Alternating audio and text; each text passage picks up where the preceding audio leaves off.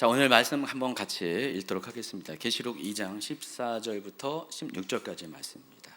그러나 내게 두어 가지 책망할 것이 있나니 거기 내게 발람의 교훈을 지키는 자들이 있도다. 발람이 발락을 가르쳐 이스라엘 자손 앞에 걸림돌을 놓아 우상의 제물을 먹게 하였고 또 행음하게 하였느니라. 이와 같이 내게도 니골라당의 교훈을 지키는 자들이 있도다. 그러므로 회개하라. 그리하지 아니하면 내가 네게 속히 가서 내 입의 검으로 그들을 싸우리라. 지난 수요일날 민수기 31장 강의를 했는데 굉장히 중요한 내용을 제가 다뤄드렸습니다. 자, 민수기 31장에는 미디안 정복 전쟁에 관한 이야기가 기록이 되어 있습니다. 자, 그런데 이 전쟁은 하나님께서 직접 명령하신 전쟁이었습니다. 자, 그런데 하나님께서 전쟁을 명령하신 이유가 중요합니다. 그 내용이 민수기 25장 18절이 있는데 한번 같이 읽도록 하겠습니다. 이는 그들이 속임수로 너희를 대적하되 부올의 일과 미디안 지휘관의 딸 곧 부올의 일로 연병이 일어난 날에 죽임을 당한 그들의 자매 고수비의 사건으로 너희를 유혹하였습니다. 자, 이 말이 어떤 의미가 있는지 민수기 25장 1, 2, 3절 또 9절까지 살펴보면은 왜 이런 말이 있는지, 어떤 사건이 일어난지를 우리가 좀 파악할 수가 있습니다. 이것도 한번 읽도록 하겠습니다. 이스라엘이 시딤에 머물러 있더니 그 백성이 모압 여자들과 음행하기를 시작하니라. 그 여자들이 자기 신들에게 제사할 때 이스라엘 백성을 청하매 백성이 먹고 그들의 신들에게 절함으로 이스라엘이 바알 부올에게 가담함지라. 여호와께서 이스라엘에게 진노하시니라. 그 연봉으로 죽은 자가 24,000명이었더라. 제가 수요일날 이 바알볼이 누구를 의미하는지 말씀드렸어요. 여러분 잘 알고 있는 그 그모스, 몰렉을 가리킵니다. 몰렉 신에게, 그모스 신에게 이스라엘 백성들이 절하게 했고 또 그 희생 제물을 드린 그 자리에서 같이 우상에게 올려진 제물을 먹는 그런 일이 25장에 발생했다고 말씀드렸습니다. 하나님이 진노하셨고 하나님께서 이스라엘을 징계하기 위해서 전염병을 보내셨습니다. 그래서 하루에 죽은 자가 24,000명이라고 했습니다. 이 일이 있은 후에 하나님께서 이같이 행한 미디안의 행위들에 대해서 하나님이 심판하시기로 작정을 하셨고 모세로 하여금 그들을 심판할 것을 명령합니다. 그래서 전쟁에 나갈 만한 사람들을 무장시키고 미디안을 치러 보내라고 말씀하셨습니다. 31장 3절입니다. 그때 하나님께서 뭐라고 말씀하셨냐면은 이 일은 여호와의 원수를 갚는 일이라고 말씀을 하셨습니다. 따라서 이 미디안 전쟁은 어떤 전쟁이냐? 일반적인 전쟁이 아니라 하나님께서 작정하시고 하나님의 원수인 미디안을 심판하시기 위해서 이스라엘 군대를 보낸 그런 전쟁이라는 것입니다. 곧 거룩한 성전, 여호와의 전쟁을 의미합니다. 자, 요한계시록 19장에도요. 예수님을 통해서 하나님께서 직접 전쟁에 참전하시는 이야기가 기록이 되어 있습니다. 여러분이 잘 알고 있는 아마겟돈 전쟁인데 계시록 19장 11절부터 쭉 21절까지 그 내용이 기록이 되어 있습니다. 19장 11절부터 14절까지 한번 같이 읽도록 하겠습니다. 또 내가 하늘이 열린 것을 보니 보라 백마와 그것을 탄 자가 있으니 그 이름은 충신과 진실이라. 그가 공의로 심판하며 싸우더라. 그 눈은 불꽃 같고 그 머리에는 많은 관들이 있고 또 이름 쓴 것 하나가 있으니 자기밖에 아는 자가 없고 또 그가 피 뿌린 옷을 입었는데 그 이름은 하나님의 말씀이라 칭하더라. 하늘에 있는 군대들이 희고 깨끗한 세마포 옷을 입고 백마를 타고 그를 따르더라. 자, 이 장면을 그림으로 그렸는데 한번 보실까요? 어떤 장면인지. 자, 이와 같은 장면입니다. 하늘로부터 백마 탄 자가 등장합니다. 피 뿌린 옷을 입고요. 그리고 뒤에 또 백마 탄 하늘의 군대들이 쫓아옵니다. 지상에 있는 이 지구상에 있는 군대랑 싸우는 모습이 나옵니다. 15, 16절 보니까 그의 입에서 예리한 검이 나오니 그것으로 만국을 치겠고 친히 그들을 철장으로 다스리며 또 친히 하나님 곧 전능하신 이의 맹렬한 진노의 포도주 틀을 밟겠고 그 옷과 그 다리에 이름 쓴 것이 있으니 만왕의 왕이요 만주의 주라 하였더라. 곧 우리도 이제 계시록 강의를 11월 달부터 하니까 그때 가서 이 부분은 더 자세히 설명을 드리겠습니다. 어쨌든 지금 계시록 19장에도요 여호와의 성전이 등장합니다. 민수기 31장에도 하나님께서 일으키신 여호와의 성전이 등장하고요. 여기서도 계시록 19장에도 하나님이 친히 전쟁에 참전하시는 그런 전쟁이 소개되고 있습니다. 자, 그런데 이 전쟁에 있어서 그 대상이 상당히 중요합니다. 지금 하나님 누구랑 전쟁을 치르고 있는가? 먼저 겉으로 드러난 대상인데 민수기의 경우 그 전쟁의 상대자가 누굽니까? 미디안 족속입니다.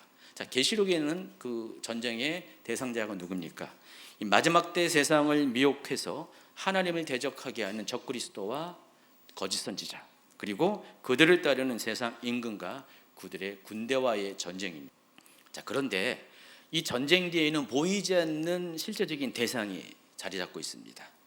사람 눈에는 미디안 군대이고 또 적그리스도와 거짓 선지자, 또 그들을 따르는 세상 왕들과 군대이지만은 눈에 보이지 않는 궁극적인 하나님이 일으킨 전쟁의 대상이 있습니다. 누굴까요? 바로 사탄입니다. 사탄은 사람들 뒤에서 그들을 미혹해서 하나님을 대적하게 만드는 그런 영적인 존재입니다. 하나님께서 미디안을 가리켜서 여호와의 원수라고 했지만 궁극적으로 하나님의 원수는 누구예요? 사탄이라는 것입니다. 진짜 원수는 사탄이에요. 사탄은 늘 언제나 사람들 뒤에서, 어떤 세력 뒤에서 자신의 정체를 드러내지 않으면서 하나님을 대적하게 하고 하나님을 반역하게 하는 역할을 합니다. 사탄은 부올의 아들 발람을 통해서 모압 왕 발락에게 이스라엘 무너뜨리는 관계를 가르쳐 줍니다. 그것이 뭐예요? 이스라엘 백성으로 하여금 우상 앞에 절하게 하는 것입니다. 우상 숭배에 참여하게 하는 것입니다. 그리고 이 일에 미디안 여인들이 동원되어서 그 일을 수행하게 됩니다. 사탄이 사람들을 미혹해서 죄에 빠뜨리는 방법은 항상 이런 식입니다. 늘 언제나 뒤에서 자신의 정체는 가리우고 누군가에 대해서 또 어떤 상황을 이용해서 특히 하나님의 사람들을 미혹해서 할 수만 있다면 한 사람이라도 더 천국 가게 하는 게 아니라 지옥 가게, 구원에서 멀어지게 하는 것이 사탄이 하는 일입니다. 사탄이 믿음의 사람들을 미혹하는 목적이라는 것입니다. 그래서 여러분이 아셔야 될 것은 민수기에 나오는 이 발람은 사탄의 도구이고 거짓 선지자의 모형입니다. 앞으로 마지막 때가 되면은 이와 같은 모습으로 거짓 선지자가 사탄의 일을 하게 될 것이다 라는 것을 미리 알려주는 것입니다. 민수기 22장부터 24장까지의 일을 보면은 발람은 하나님 명령에 굉장히 순종하는 사람처럼 보여집니다. 하나님의 음성을 듣고 하나님이 하라는 것을 하고 하지 말라는 것을 하지 않는 굉장히 하나님을 따르는 사람처럼 보이지만은 결국 25장으로 넘어가면은 발락이 제시한 그 삭새에 눈이 멀어서 이스라엘을 우상 숭배에 빠지게 하는 미혹의 도구로 결국 사용되었습니다. 발람이 한 일이 하나님 앞에 그토록 악한 일인 까닭이 바로 여기 있습니다. 이 일이 계기가 되어서 이스라엘 사회에 처음으로 뭐가 들어왔습니까? 우상 숭배가 들어왔어요. 이전까지 이스라엘은 우상 숭배하지 않았어요. 근데 이 민수기 25장의 사건을 계기로 이스라엘 사회에 우상이 들어왔고 그 이후에 많은 후손들 가운데 그 뒤의 역사 가운데 우상 숭배의 일이 계속해서 반복적으로 생겨나게 됩니다. 그리고 이스라엘은 결국 우상 숭배에 빠져나오지 못하고 그 일로 말미암아 나라가 왕국이 멸망하는 지경에 이르게 됩니다. 자, 이처럼 이스라엘 민족 가운데 우상 숭배의 문을 최초로 연 사람이 누구라고요? 발람이고 또 그 발람과 연합해서 이스라엘을 유혹한 사람들이 미디안 사람이라는 것입니다. 하나님께서 가장 악하게 보는 몇 가지의 일 중에 하나가 우상 숭배입니다. 이 우상 숭배는 음행과 더불어서 하나님 앞에 가증한 행위입니다. 왜 하나님이 우상 숭배를 악하게 보냐? 우상 숭배를 통해서 하나님과 그 백성들 사이에 회복할 수 없는 간극이 생겨버립니다. 하나님과의 친밀감이 사라져 버리게 된다는 것입니다. 여러분, 가령 남녀 관계, 부부 관계에 부부는 친밀해야 되잖아요. 늘 대화를 하고 서로 사랑하고 아껴주는 그런 친밀한 관계에 있는데, 만약에 배우자 중에 누군가가 자기 배우자가 아닌 다른 사람을 더 사랑하고 다른 사람에게 마음이 가고 또 육체가 간다면 어떻게 됩니까? 그건 배신이잖아요. 여러분, 부부 사이는 좋을 땐 좋지만은 사이가 안 좋으면은 그처럼 냉혹한 사이는 없습니다. 그렇죠? 겪어본 사람 있나요? 원수도 그런 왼수가 없잖아요. 그렇잖아요. 과거에 왼수인데 지금은 이제 친구가 된 분들도 계시죠. 예. 부부 사이는 굉장히 좋다가도 굉장히 나쁩니다. 근데 뭐 부모 자식 관계는 그렇지 않잖아요. 근데 부부 사이는 정말 유행가 가사처럼 점 하나 찍으면은 님이 되고 남이 되는 게 부부 관계입니다. 근데 하나님과의 우리 사이도 비슷해요. 우리가 하나님을 정말 사랑하고 하나님께 온몸을 다 들여서 하나님을 섬긴 것처럼 보이지만은 어느 순간에 우리의 마음이 하나님이 아닌 다른 것을 향해 버리면 어떻게 돼요? 하나님과도 그런 서먹함이 생기고요, 단절이 생기게 됩니다. 여러분, 예수 믿다가 교회 다니다가 잘 다니다가 교회를 떠난 사람은요, 오히려 가장 강력한 안티 기독교인이 됩니다. 그거 아시죠? 그래서 하나님과의 관계도 이 부부 관계와 굉장히 비슷한데, 그와 같은 하나님과 우리의 사이에 친밀한 관계를 깨트리게 하는 것이 우상 숭배라는 것입니다. 그리고 그 일을 누가 했다고요? 발람이 했습니다. 하나님은요 굉장히 원통해요. 하나님은 사랑과 공의라는 두 가지의 속성이 동전의 양면처럼 같이 가지고 계신 분입니다. 그래서 하나님은 우리를 사랑하지만은 우리가 하나님 앞에 잘못했을 때 그 죄의 대가로 징계를 할 수밖에 없어요. 심판을 할 수밖에 없는데, 이 우상 숭배를 하게 되면 하나님도 하나님의 공의를 지키기 위해서 우상 숭배를 한 우리들을 징계할 수밖에 없습니다. 이 사탄은요 아주 교묘해서요, 맨 처음에는 이스라엘을 저주하게끔 발람을 사주해서 계속했는데 그게 안 통하니까 우회해서 이러한 방법으로 하나님으로 말미암아 이스라엘을 징계할 수밖에 없는 이와 같은 일들을 벌려놓았다는 것입니다. 그래서 신약성경 여러 곳에서는 이 발람이 행한 일을 매우 중요하게 보고 주목을 합니다. 특히 유다서에 보면은요, 하나님 앞에 멸망받을 수 없는 3대 악인의 길에 대해서 이렇게 소개를 합니다. 같이 읽을까요?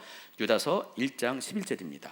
화 있을진저 이 사람들이요 가인의 길에 행하였으며 삭슬 위하여 발람의 어그러진 길로 몰려갔으며 고라의 폐역을 따라 멸망을 받았도다. 세상에 살인의 길을 최초로 연 사람이 누구예요? 가인이에요. 두 번째는 하나님 앞에 높아진 영적 교만의 대명사가 누굽니까? 고라입니다.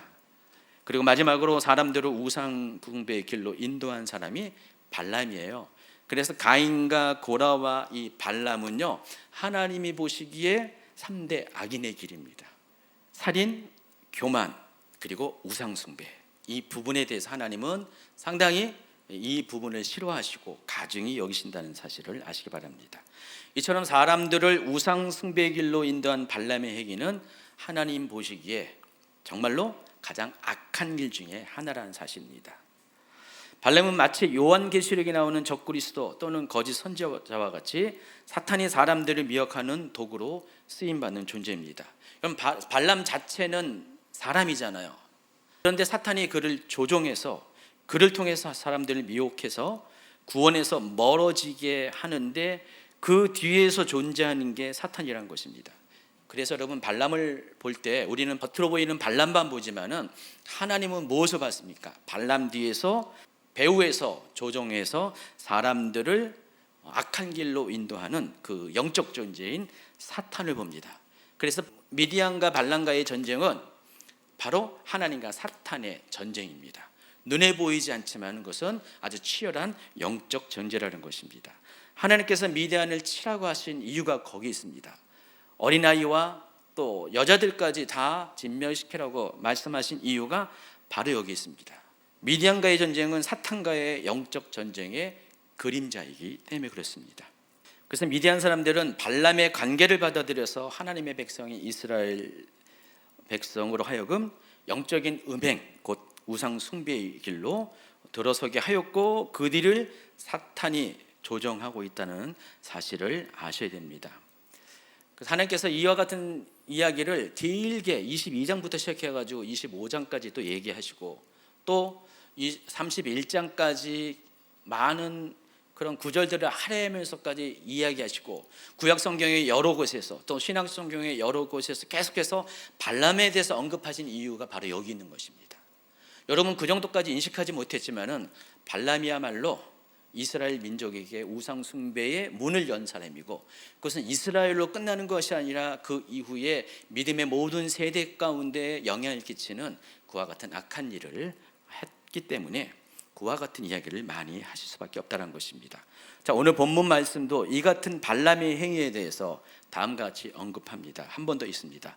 그러나 내게 두어 가지 책망할 것이 있나니 거기 내게 발람의 교훈을 지키는 자들이 있도다. 발람이 발락을 가르쳐 이스라엘 자손 앞에 걸림돌을 놓아 우상의 제물을 먹게 하였고 또 행음하게 하였느니라. 이와 같이 내게도 니골로당의 교훈을 지키는 자들도 있더라. 그러므로 회개하라. 그리하지 아니하면 내가 네게 속히 가서 내 입의 겁으로 그들과 싸우리라. 자, 이 말씀은 버가모 교회에게 하신 말씀 가운데 나오는 구절들입니다. 계시록 2장부터 3장까지는 모두 7개의 교회들, 사도 요한 당시 소아시아에 있는 7개의 교회들을 소개하고 있는데, 그 중에서 세 번째 등장한 교회입니다. 여러분, 계시록에 나와 있는 이 교회들은요, 대부분의 경우 칭찬과 더불어서 책망도 듣습니다. 물론 사대교회는 전적으로 책망만 받습니다. 또 빌라델피아 교회와 서머나 교회는 칭찬만 받습니다. 나머지 교회들은 대부분 칭찬과 더불어서 책망을 동시에 받게 되는데, 버가모 교회도 마찬가지입니다. 버가모 교회에 말씀하신 칭찬이 13절에 나와 있습니다. 같이 있습니다. 내가 어디에 사는지를 내가 아노니 거기는 사탄의 권세가 있는 데라. 내가 내 이름을 굳게 잡아서 내 충성된 증인 안디바가 너희 가운데 곧 사탄이 사는 곳에서 죽임을 당할 때에도 나를 믿는 믿음을 저버리지 아니하였도다. 그럼 버가모 가보셨나요? 저는 2번 정도 갔습니다. 그 7대 교회를 여러분이 한번 튀르키예에 있는 7대 교회를 한번 방문하시면은요, 제일 남쪽, 서쪽에 제일 남쪽에 에베소가 있고요, 북진하면은 서머나가 있습니다. 그리고 위로 올라가면은 버가모가 있습니다. 그래서 버가모는 서머나에서 북쪽으로 한 80km 정도 떨어진 곳에 있고요, 해발 390m 정도의 높은 산 위에 있는 요새예요. 천연 요새 도시입니다. 자, 이걸 가리켜서 아크로폴리스라고 합니다. 예전에 그 그리스나 로마에서는요, 도시를 지을 때, 수도를 지을 때, 아주 중요한 도시를 지을 때 산꼭대기에 짓는 경우가 많이 있습니다. 산꼭대기에 지면은 대적으로부터, 침입으로부터 보호받을 수가 있기 때문에 그렇습니다. 지난번에 제가 마지막으로 튀르키예 갔을 때 선교 가고 나서 맨 마지막에 한 2-3일 정도 여유 시간을 갔는데, 그때 제가 여기 버가모 아크로폴리스를 한번 가자고 부탁을 해서 가본 적이 있습니다. 이 버가모에 있는 아크로폴리스가 어떻게 생겼는지 한번 보여주기 바랍니다. 자, 이와 같은 높은 곳에 위치한 산꼭대기에 있는 요새 도시입니다. 또 다른 그림을 보세요. 자, 그것을 복원한 그림입니다. 옛날에 2000년 당시에 버가모가 어떤 모습을 갖고 있는지 한번 보여주시기 바랍니다. 대단하죠? 또 그림이 또 있어요. 굉장히 견고한 그 높은 요새 위에 아주 대단한 규모로 도시가 지어져 있었습니다. 신약 시대 당시 버가모는 로마 제국이 아시아 전체를 통치하기 위해서 설치한 그 총독부가 있는 곳입니다. 행정 또 정치의 중심지였습니다. 그리고 이 버가모는요, 성경이 기록된 양피지가 최초로 발명된 곳입니다. 그리고 이 버가모가 또 뭐가 유명하냐면은, 이때 당시 알렉산드리아, 북아프리카에 있는, 이집트에 있는 알렉산드리아가 50만 권의 책으로 유명했습니다. 도서관, 50만 권의 도서관. 요즘처럼 이렇게 얇은 책이 아니라 그때는 양피지잖아요. 규모가, 부피가 상당히 큰데 그 50만 권을 보관할 정도로 굉장히 큰 도서관이 있었습니다. 그와 견줄만하게 이 버가모에도요, 20만 권의 책을 보관할 수 있는 대규모의 도서관이 있는 문화도시였어요. 그러니까 그림에 있는 것처럼 굉장히 발전된 문명과 문화를 가진 그런 도시였습니다. 또 버가모는 뭐가 유명하냐면은 그리스 신화에 나오는 믿거나 말거나 제우스 신의 출생지로 알려져 있습니다.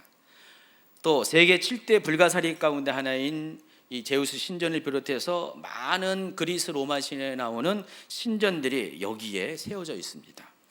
이곳으로 끝나는 곳이 아니라 이 버가모가 최초로 로마 황제를 위한 황제 숭배 신전이, 황제 신전들이 처음으로 세워졌습니다.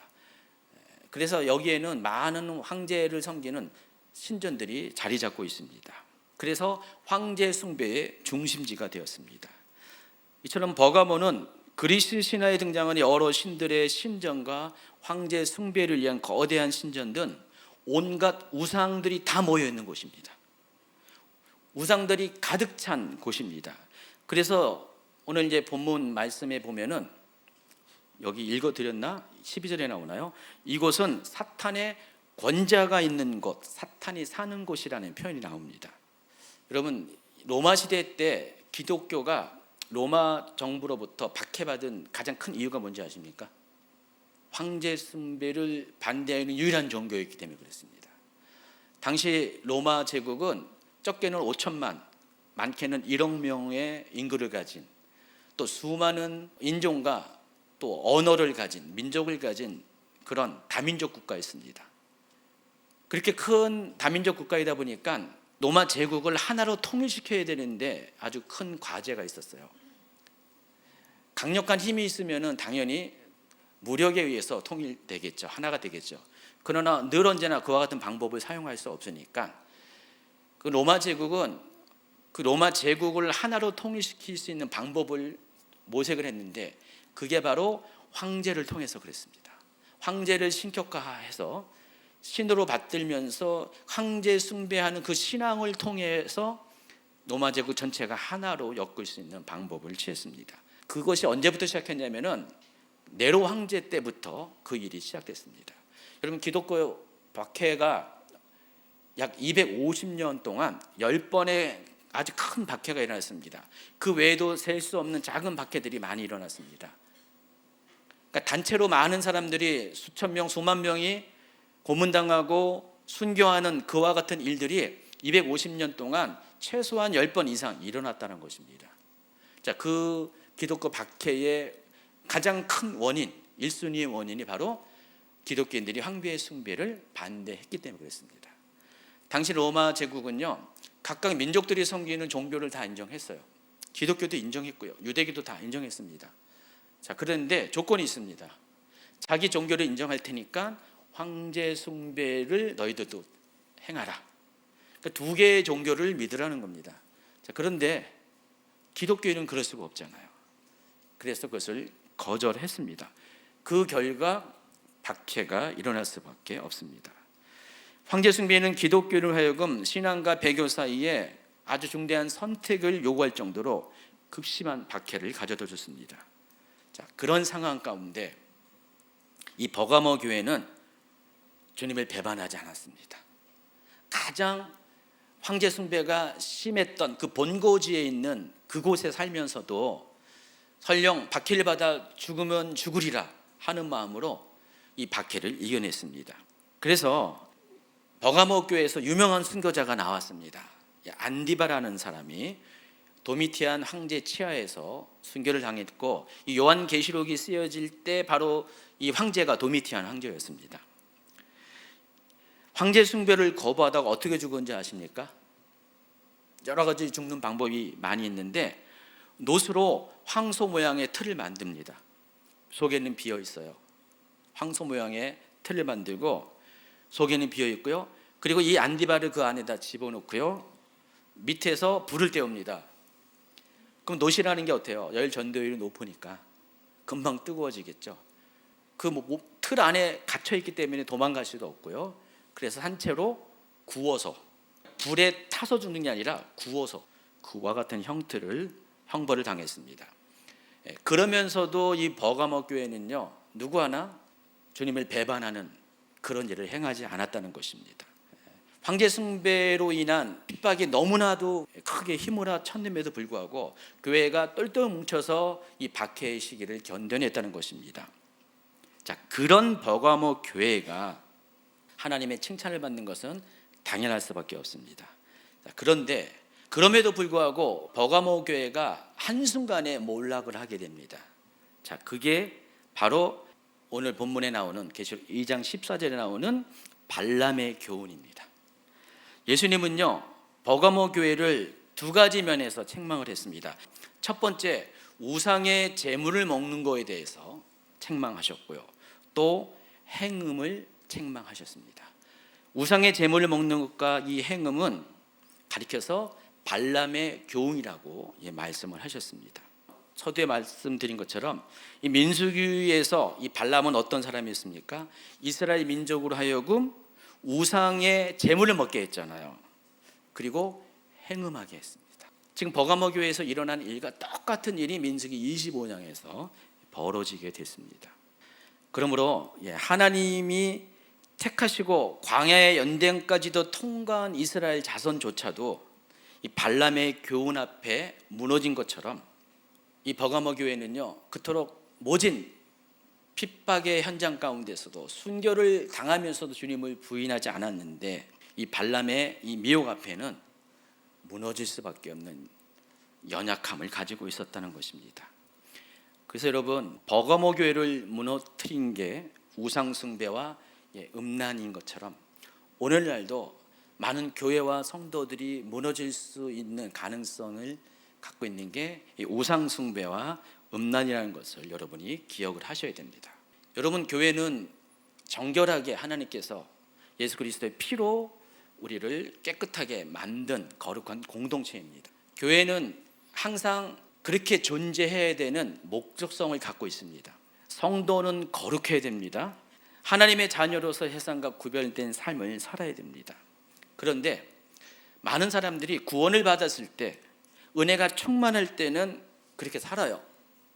근데 어느 정도 시기가 지나면은요, 우리의 신앙이 일상화되고요, 또 탄성을 잃어버리면요, 느슨해지면은 우리도 어느 순간에 버가모 교회가 그리한 것처럼 광야 38년의 시간을 잘 버텨왔던 민수기에 나오는 이스라엘 백성들이 그리했던 것처럼 우리 또한 그렇게 될 수 있는 가능성이 있다는 것을 여러분 기억하셔야 됩니다.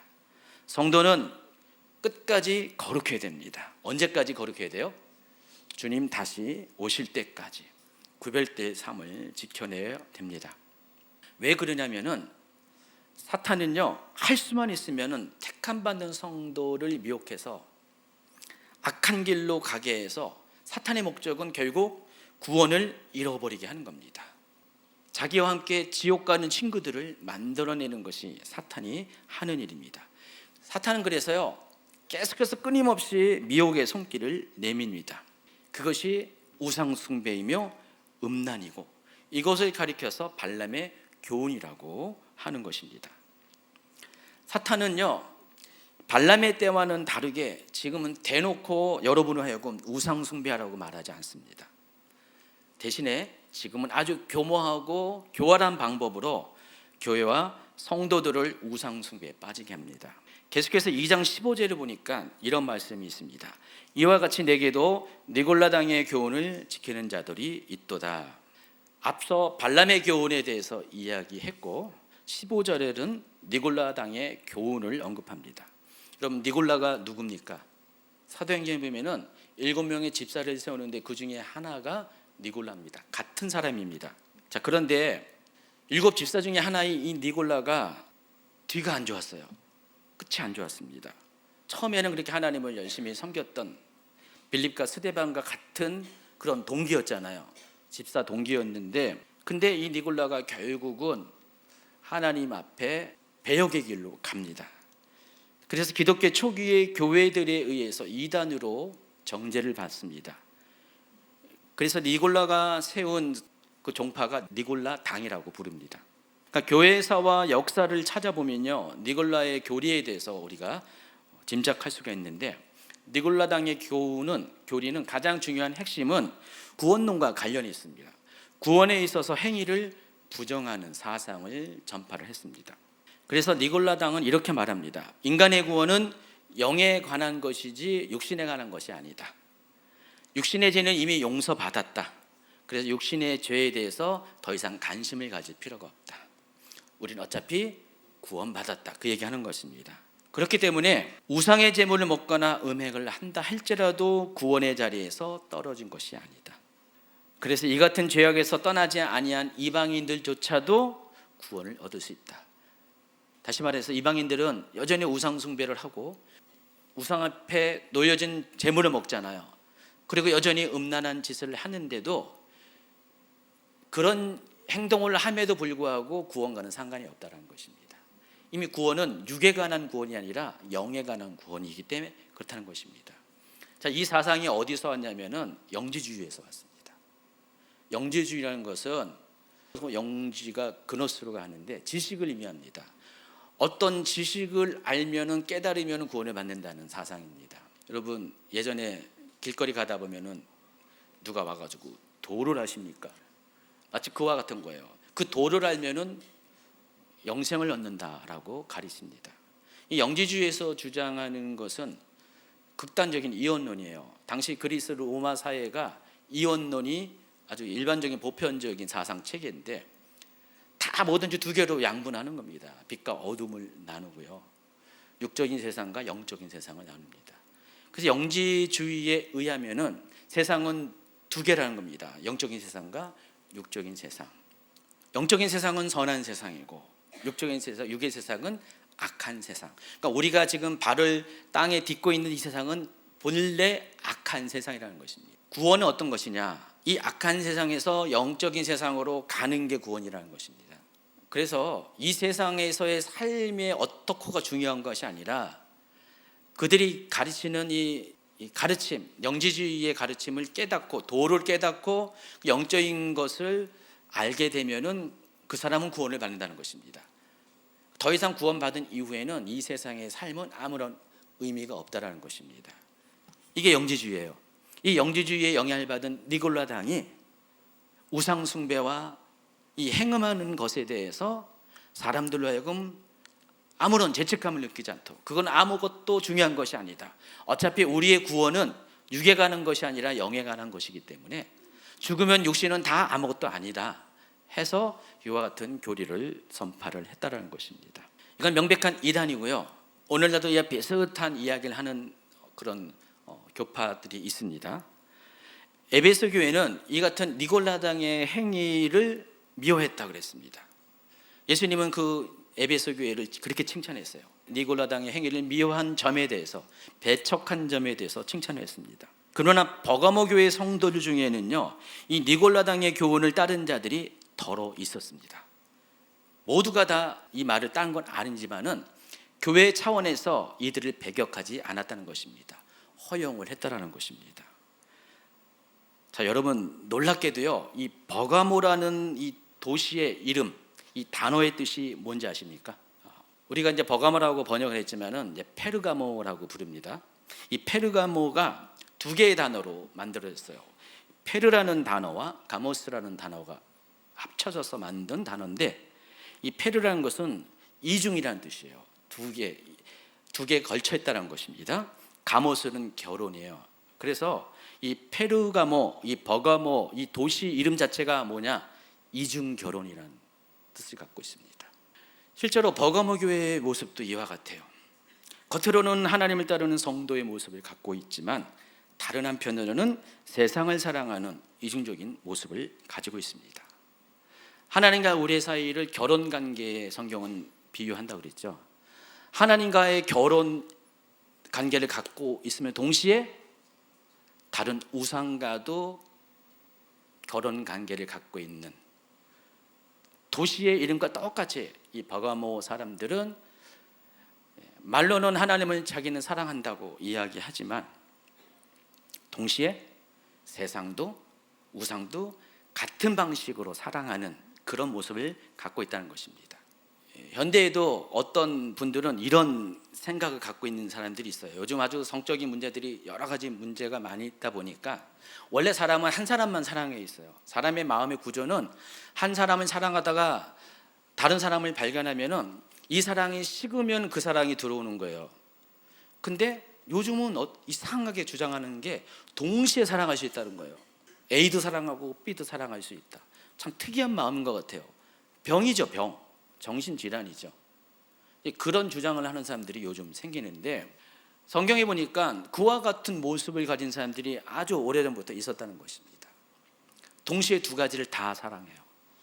하나님도 사랑하고 우상도 사랑하고 하나님도 사랑하고 세상도 사랑하는 이와 같은 모습이 바로 버가모 교회에 있는 전문은 아니겠지만은 그 니골라당의 교리를 따르는 일부 사람들 속에 나타난 모습이라는 것입니다. 여러분, 우상 숭배가 어떤 것이냐면은 여러분이 하나님을 경배하죠. 믿음의 사람은 하나님을 예배합니다. 근데 우상 숭배는 마치 그와 같이 우상을 경배의 수준으로 좋아하는 것, 경배의 수준으로 가치를 인정하는 게 우상입니다. 여러분, 우상은 여러 가지가 많이 있습니다. 여러분, 돈도 우상이고 또 여러분의 가족도 우상일 수 있고 여러분에게 많은 우상들이 있는데 마치 하나님처럼 경배하는 수준처럼 정말 그 정도로 사랑한다면 그건 다 우상이라는 것입니다. 자, 그런데 고대로 올라갈수록 이방 우상 종교의 특징이 있어요.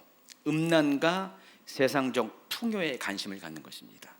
고대로 거슬러 올라갈수록 이방 종교는, 우상 종교들은 거의 대부분이 음란합니다. 그리고 거의 대부분이 세상적 풍요에 관심을 갖습니다. 그리고 이것은 하나님의 성품과 거룩한 성품과 맞지 않은 모습입니다. 여러분, 하나님의 성품과 이 마귀적인 이 성품이 어떻게 한 사람의 마음속에 동시에 존재할 수가 있습니까?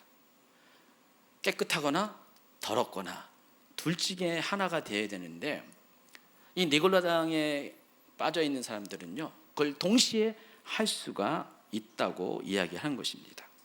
여러분이 하나님을 따르는 성도라고 한다면은, 그리스도의 거룩한 신부라고 한다면은 결코 그와 같은 이중적인 삶을 살려야 살 수가 없습니다.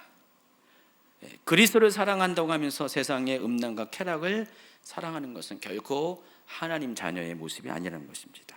자, 그런데 이 민수기의 발람은요, 이스라엘 민족에게 그와 같은 길을 가도록 문을 열어준 사람입니다. 그리고 계시록 버가모 교회는 니고다당의 교훈을 받아들여서 그와 같은 길을 직접 따라간 그런 사람들이라는 것입니다. 자, 그런 사람들의 결국은 어떻습니까? 민수기 25장에서 하나님이 보내신 전염병으로 말미암아 하루에 24,000명이 죽는 것처럼, 만일 버가모 교회의 성도들이 회개하지 않는다면 예수님이 다시 오실 때 예수님의 입에서 나오는 검을 가지고 그들과 싸울 것을 경고하십니다. 계시록 2장 16절 다시 있습니다. 그러므로 회개하라. 그리하지 아니하면 내가 네게 속히 가서 내 입의 검으로 그들과 싸우리라. 그 일이 언제 일어납니까? 아까 말씀드렸던 계시록 19장에 나와 있습니다. 그래서 계시록 2장 19절에 보면 회개하라. 그리하지 않으면 내가 네게 속히 가서 내 입의 검으로 그들과 싸우리라 했는데, 19장 15절에 보면 그의 입에서 예리한 검이 나오니 그것으로 만국을 칠 것이다. 자, 그러면은 계시록 2장 16절에 버가모 교회에 경고한 그대로 아마겟돈 전쟁 가운데 예수님은 같은 방식으로 동일하게 그와 같이 그들을 징계할 것을 예고하신 것입니다. 세상과 벗하면서 예수님을 믿는 사람들, 난 예수님을 사랑해 라고 말하는 사람들, 하나님을 섬기면서 동시에 우상의 제물에도 관심을 가진 사람들, 이 사람들은요, 지금은 잘 돼가는 것처럼 보이지만은 마지막 때가 되면, 주님이 다시 오시게 되면 결국 자신의 행위로 말미암아 심판을 받게 된다는 것입니다. 오늘 이 자리에 계신 여러분들의 모습은 어떻습니까? 아마 다들 이렇게 생각할 거예요. 나는 괜찮아. 나는 하나님 너무 사랑해. 보세요, 나 지금 열심히 예배하고 있잖아요. 예배라면 정말 안 빠지고요, 열심히 주님을 섬기고 또 말로서 주님 사랑해요 늘 말하고 있지 않습니까? 이 말과 행위가 내가 예수님을 얼마나 사랑하고 예수님에게 속한 사람인 것을 증명하지 않습니까? 라고 스스로 자기 자신을 합리화하고 또 그렇게 사람들에게 자신 자신을 내비치는 사람들이 있습니다. 어떤 분들은 이렇게 말할 수가 있어요. 제가 오래전부터 예수님 믿는 것 때문에 핍박과 연단을 받고 여기까지 믿음의 신앙을 지켜오면서 때로는 정말 포기하고 싶은 상황도 있지만 여기까지 믿음을 지켜왔습니다. 저는 누구보다도 열심으로 하나님을 섬기는 삶을 살았습니다 라고 말하는 분도 있을 것입니다. 여러분, 다 할 말들이 다 많이 있어요. 그런데 그것이 지나간 과거의 일이고 현재 여러분의 모습은 그렇지 않다면은 과거의 여러분의 모습이 현재의 여러분을 구원시킬 수는 없다라는 것입니다. 하나님에 대한 사랑도 이미 식었고 열정도 식어 있으면 그 자리에 뭐가 들어온지 아십니까? 사람의 마음은 빈 그릇 같아서 뭐가 있다가 없어지면 그 빈자리는 다른 것이 채워질 수밖에 없어요. 내 마음속에 하나님에 대한 사랑과 열정이 가득 찼다가, 은혜가 가득 찼다가 그것이 다 사라져버리고 소진되면은 스멀스멀 뭐가 들어옵니까? 발람의 교훈이 들어온다는 것입니다. 이 니골라당의 교훈 같은 것들이 들어오게 된다는 것입니다. 거듭 얘기하지만 사람은 둘 중에 하나예요. 뜨겁든지 차갑든지. 계시록의 7교회 중 마지막으로 소개하는 라오디게 교회의 모습이, 영적인 모습이 이렇습니다. 계시록 3장 14, 15절입니다. 라오디게아 교회의 사자에게 편지하라. 아멘이시요 충성되고 참된 증인이시요 하나님의 창조의 근본이시니가 이르시되 내가 내 행위를 아노니 내가 차지도 아니하고 뜨겁지도 아니하도다. 내가 차든지 뜨겁든지 하기를 원하노라. 주님이 언제 오실까요? 언젠가는 오시겠죠. 곧 오시겠죠. 아무도 몰라요. 한동안 한국 사회에도 주님이 곧 오신다는 그런 급박한 마지막 때에 대한 경고의 이야기들이 많이 들렸습니다. 근데 시간이 조금 지났어요. 그렇게 말한 지 5년, 10년이 지나가면서 제가 보기에도요, 많은 분들이 이 마지막 때에 대한 것들이 예민함이 몇 년 전만 해도 너무 예민해서 문제가 있는데 지금은 점점 둔감해지는 그런 시대에 살고 있습니다. 역사는 늘 반복해요. 그 마지막 때에 대한 사람들의 반응이 예민했다가 둔감해졌다, 예민했다가 둔감해졌다. 이것이 계속해서 반복하는 건 사실인데 요즘은요, 그 그래프가 사이클이 올라갔다가 지금 내려가는 추세의 그런 시대에 여러분이 살고 있습니다. 조금 더 시간 지나면은 여러분 마지막 때에 대해서 점점 그 관심도 줄어들 거고, 이제 마지막 때에 대해서 말하는 사람들도 점점 줄어들 것입니다.